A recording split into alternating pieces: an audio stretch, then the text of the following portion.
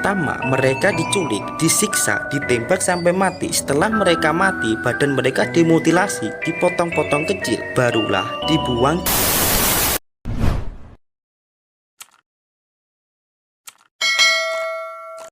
Welcome back to Random Channel.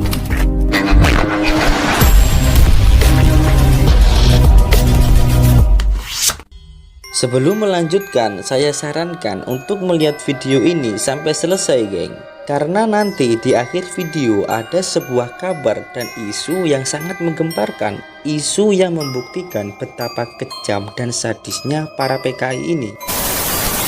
Oke geng, berbicara mengenai para pengkhianat dan pemberontak bangsa, pastinya kita tidak bisa lupa dengan salah satu kejadian mengerikan ini, yaitu pemberontakan Partai Komunis Indonesia. Karena sampai kapanpun, bahkan di tahun baru 2022 ini, Partai Komunis Indonesia atau PKI akan selalu ada dan tak akan pernah hilang di benak para keluarga-keluarga korban yang telah diculik dan dibunuh, geng.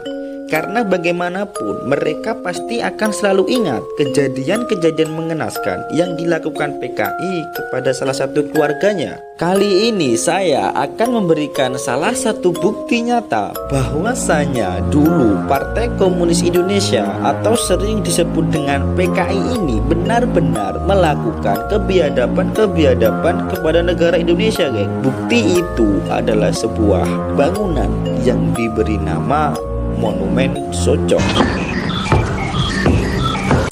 Sebelum membahas ada kaitan apa monumen ini dengan PKI, saya akan menjelaskan sedikit latar belakang dari monumen ini. Oke geng, monumen ini diresmikan pada tanggal 15 Oktober 1989 oleh Bapak Karsuhut, seorang mantan Ketua Majelis Permusyawaratan Rakyat dan Dewan Perwakilan Rakyat Republik Indonesia. Hubungan antara monumen ini dengan Partai Komunis Indonesia yaitu PKI adalah dulunya monumen ini dijadikan tempat pembuangan korban-korban kebiadaban dan pembunuhan para PKI itu sendiri, geng. Baiklah, berikut ini pembahasan hubungan antara Monumen Soco dengan Partai Komunis Indonesia. Pada sepanjang sejarah, Partai Komunis Indonesia atau PKI ini memberontak sebanyak 3 kali, geng.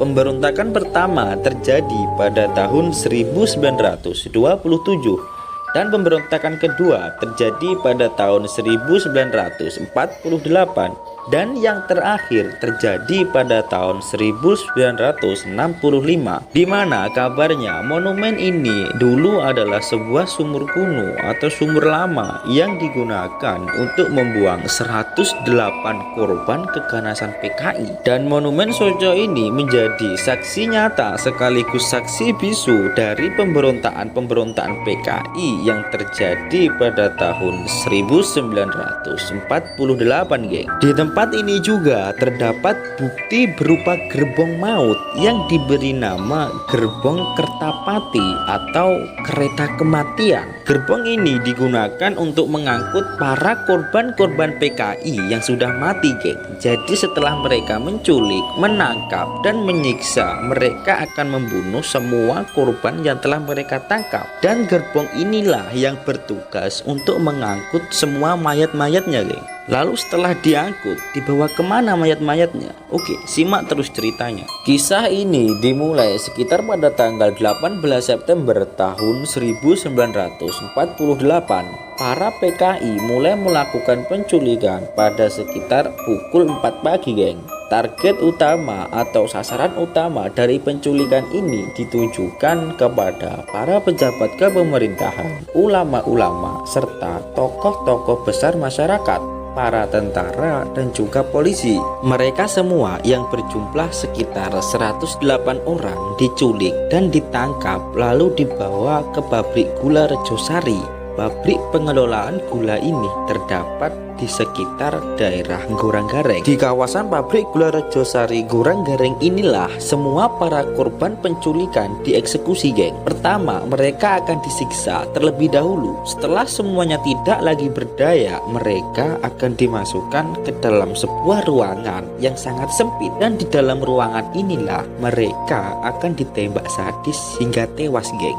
Kemudian para korban yang sudah meninggal dibawa ke desa Socok. Desa ini berjarak kurang lebih 8 km dari pabrik gula Rejosari. Mayat-mayat mereka ini dibawa dengan menggunakan gerbong Kertapati tadi. Dan setelah sampai di desa Socok, semua mayat akan dibuang ke dalam sebuah sumur. Dan jika masih ada yang hidup dari mereka, akan ditimbun hidup-hidup menggunakan batu besar, geng. Sumur yang dijadikan kuburan massal dari 108 korban PKI pada waktu itu, sekarang di atasnya dijadikan sebuah monumen yang dikenal dan diberi nama dengan Monumen Socok.